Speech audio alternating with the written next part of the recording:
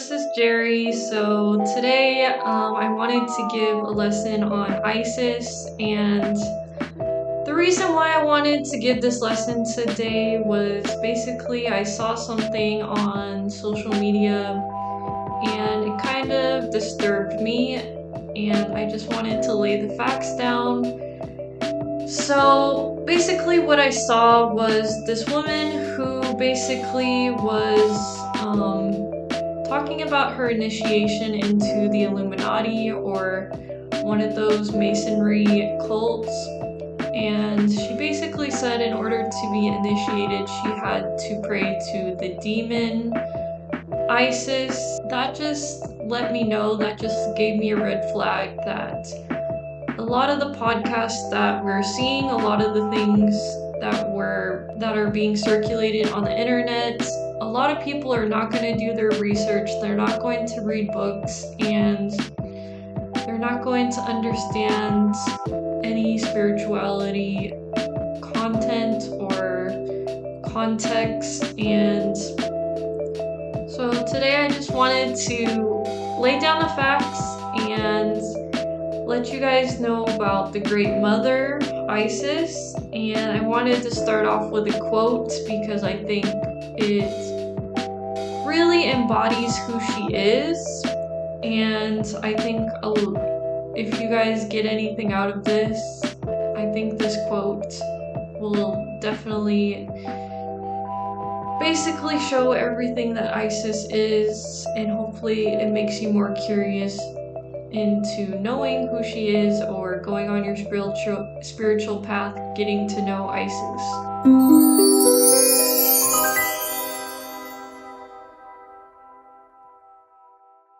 Okay, so the quote is from Samuel Allen Ward, The Yellow Book. God as love is Isis, whose veil no mortal has lifted. Who would lift the terribly divine veil? Woe to the profane and the profaners who attempt to lift the veil of Isis. The Divine Mother is not a woman, nor is she an individual. She is in fact an unknowable substance. Any form that she takes disintegrates afterwards. That is love. Okay, so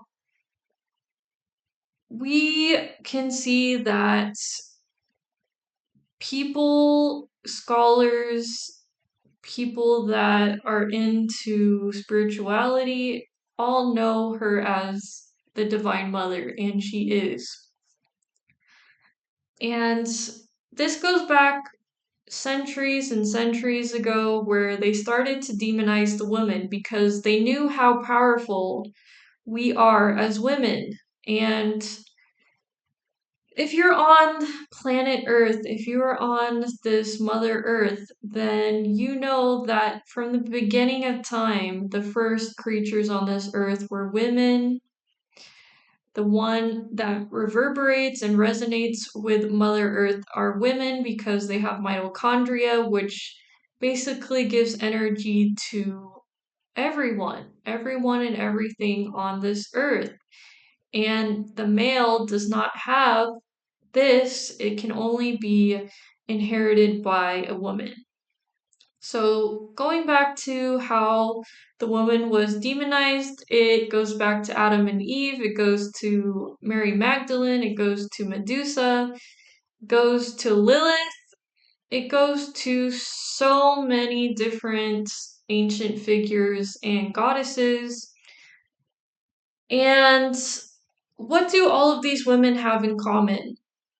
All of these women have in common is that they were powerful.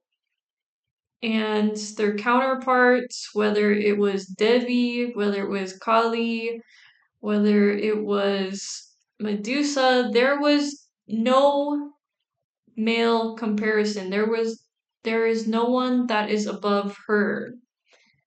I don't care what story you're going to read, they're all going to say the same thing, that she was dominating, she was the dominating force in light that gave love or destruction, so creation or destruction for the world.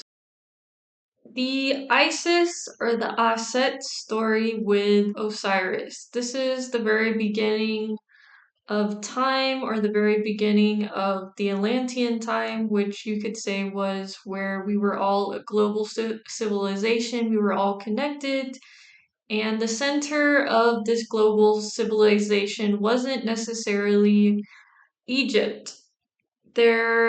Egypt was very populous, it was a very fruitful place, but the Temple of Isis is also speculated, it's also known, it's also being hidden that the Temple of Isis is in Arizona. And that is where the cradle, where everything started in civilization and humanity before we even started writing or before there was anything written.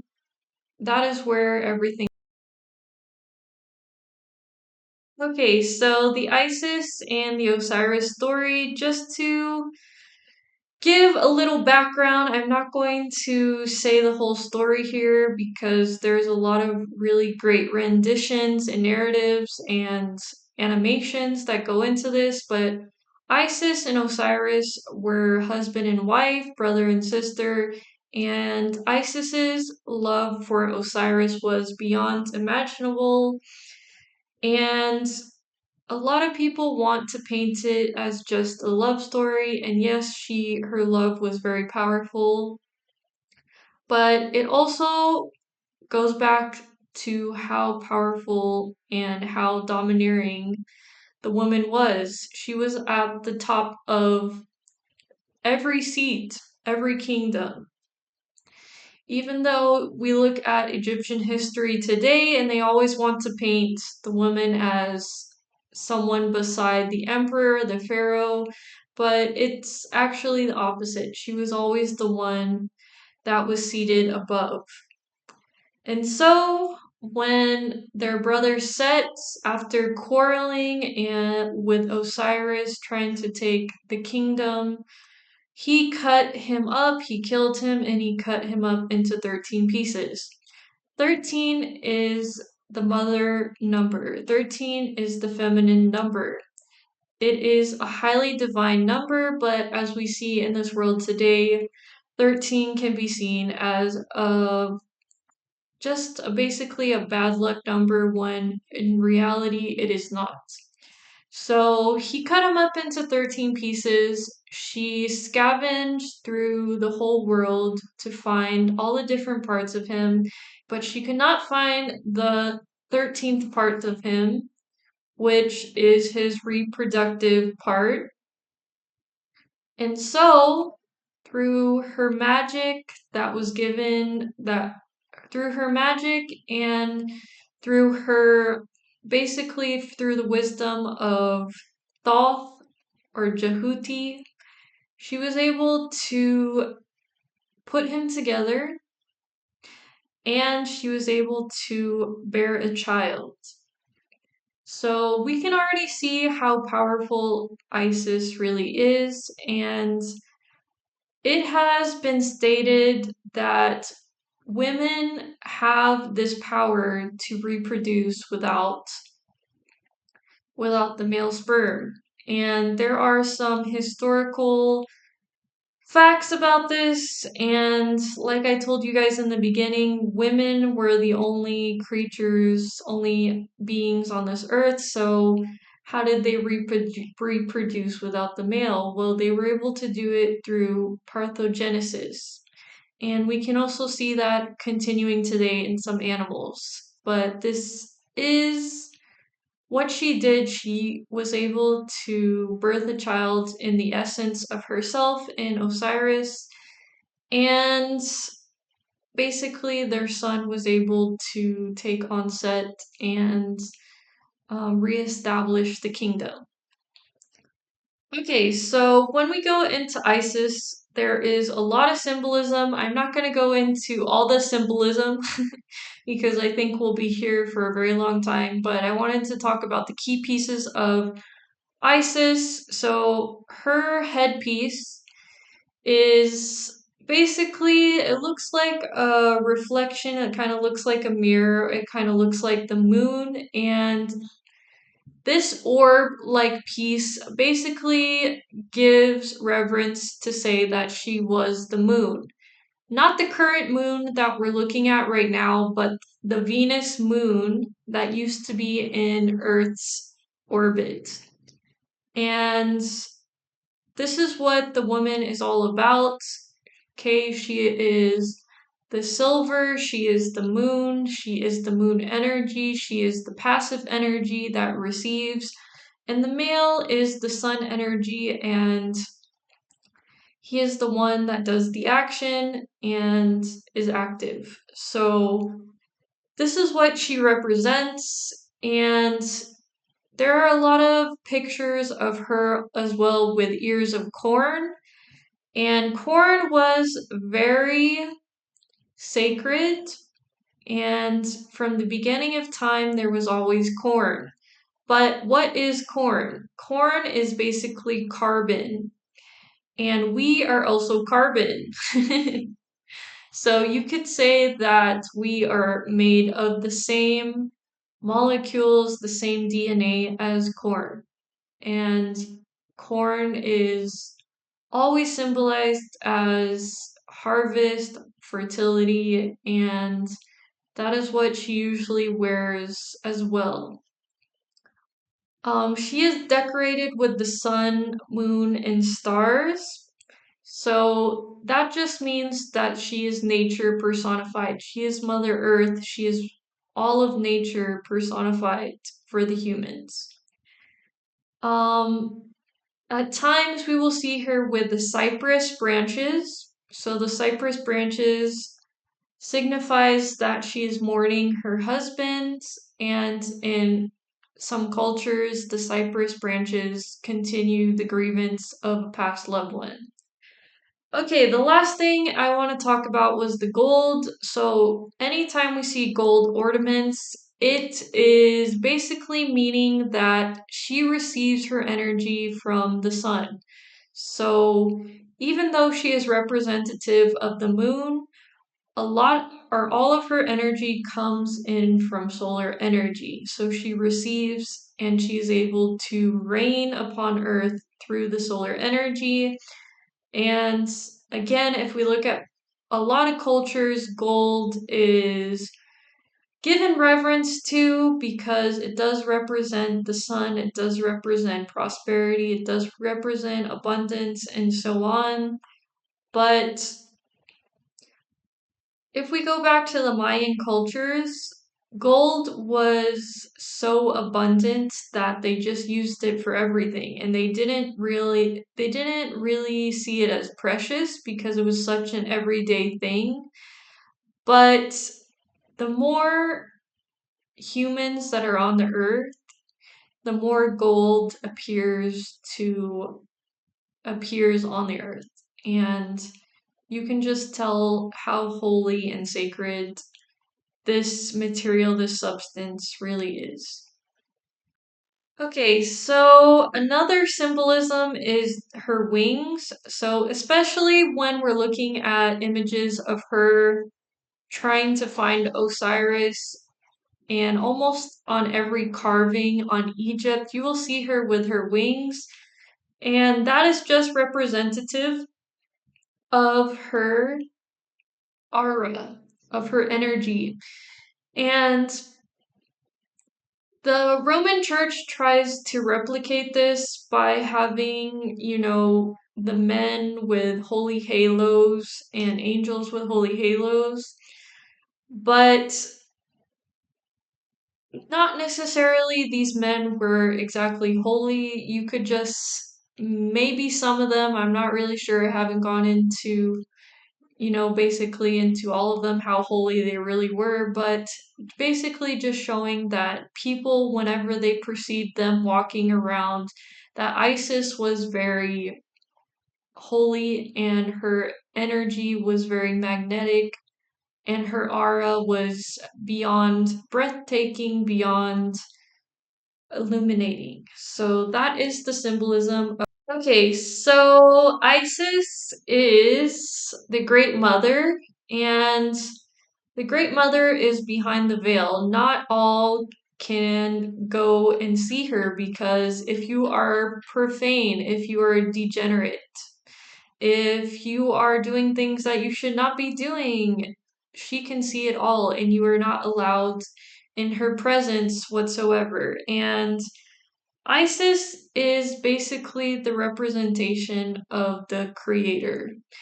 And even though, in the quote I said, even though it is said that God does not have a sex, if God did have a sex, and we can all see it from basically the women being able to give life on earth, God would be a woman. And the most we can do is to realize who she is as the Great Mother. And Isis is also the representation of many other gods.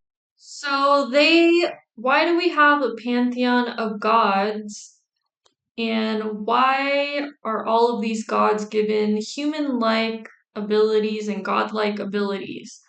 Well, the answer is basically they are the intermediaries. They are symbols. They are gods that we can relate to as humans and that are basically showing the many dimensions of the one true creator. And I would say personally that Isis is the embodiment of everything, all love, unconditional love, all of the powers, all of the mysticism, all the occult, everything that we want to know, we want to see about God, Isis is. And since the gods are intermediaries, I wanted to go into some other goddesses.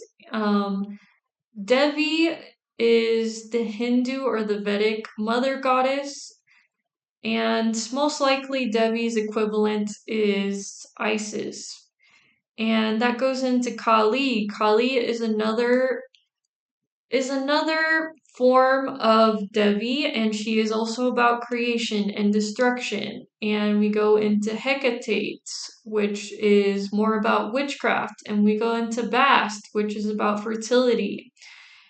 But there has been said that all of creation basically started within the realms of the Mayan civilization. And Isis in the Mayan civilization was called Queen Moo, okay, in Central America. And the story goes on, it's the same Isis story, but she fled Central America, or what is known as now Central America, to Egypt, to be accepted into Egypt because she was running from Set. So all of these goddesses combined, all of these gods and goddesses combined are just the representation of one god.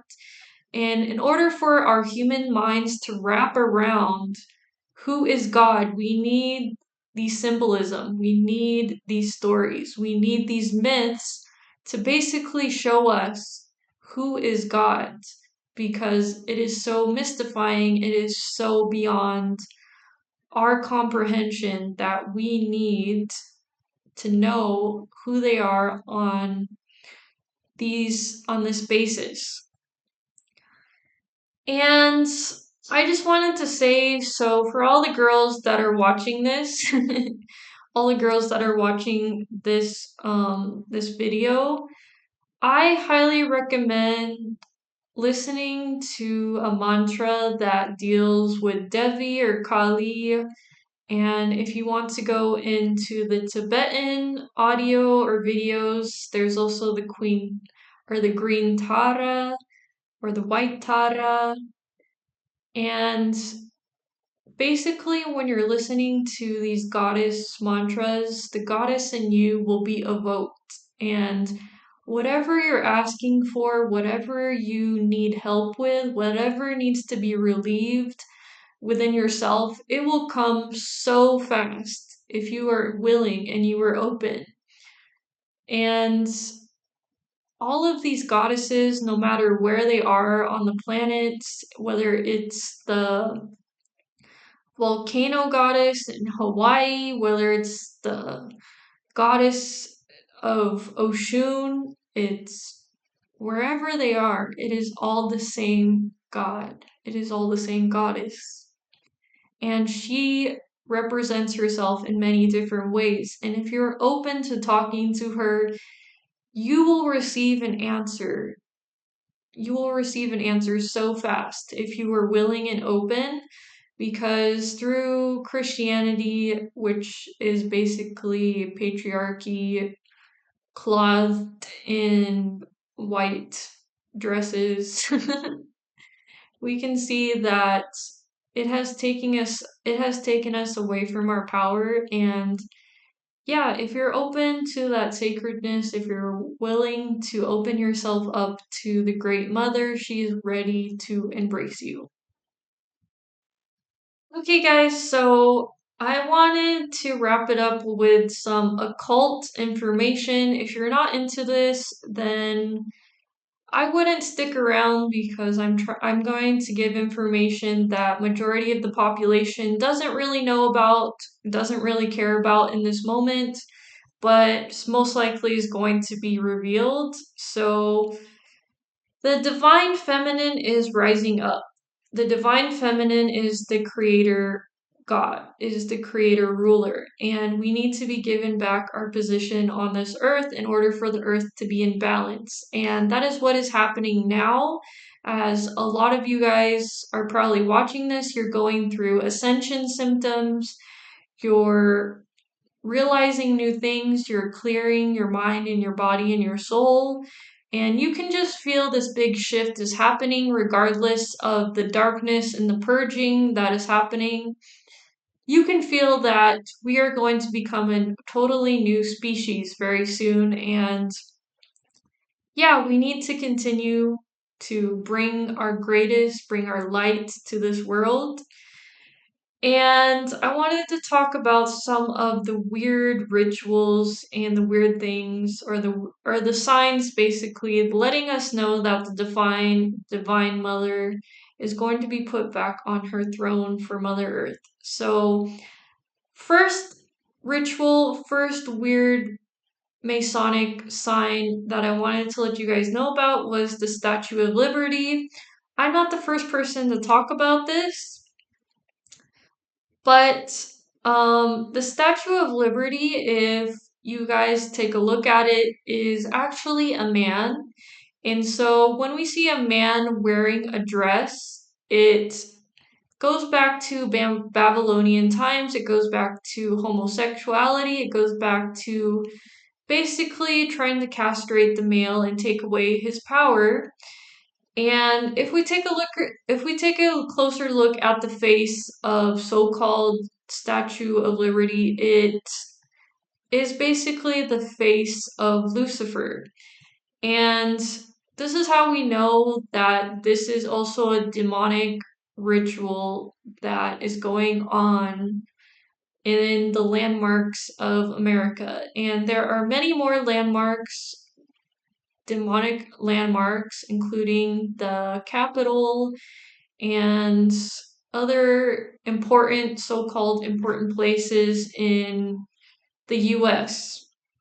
So basically, saying that the Statue of Liberty or Lady Liberty is a lady is basically taking away her power and saying, "Oh, this is who you should be worshiping, this is who she is," but is basically a male dressing up as a woman.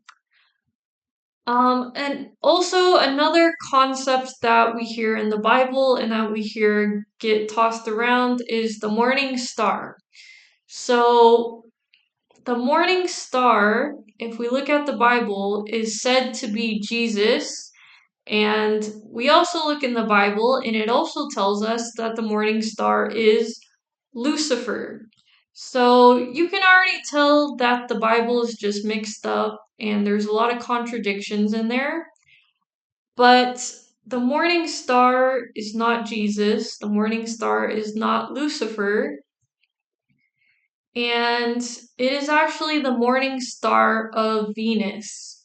So whenever you look into it and you research what is the morning star, which planet is connected to the morning star, it is Venus. And who is connected to Venus? It is Isis. So the savior, the one savior over this earth is not Jesus, is not Lucifer, but it is Isis.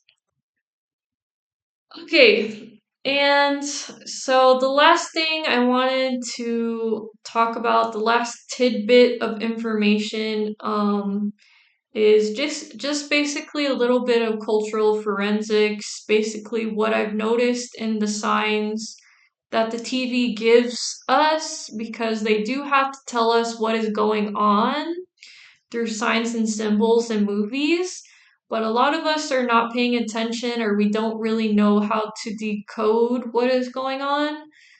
And one little message that I've noticed on the news, even though I don't watch the news, I just randomly see clips sometimes, is there was this one point, like maybe last year, where basically the dictator of North Korea was showing off his daughter and not necessarily his son. And then I started seeing more clips, and there is a lot of presidents and aristocracy showing off their daughters as well. And a lot of people would just say, "Oh, that's just whatever, Jerry." But to be honest, I got the inkling and I got the message that yes, the switchover of power for the women to be back in power is happening, and they give us subtle signs by basically showing us that, hey, look at my daughter, she could be the next one in line, or hey, look at this princess, she's going to take over rather than my son. And anything that is inheritable on the earth has to be through the mother. It has to be through the mother because it is only through her blood, it is only through her mitochondria that we can have a connection and we can have energy on this earth in the first place.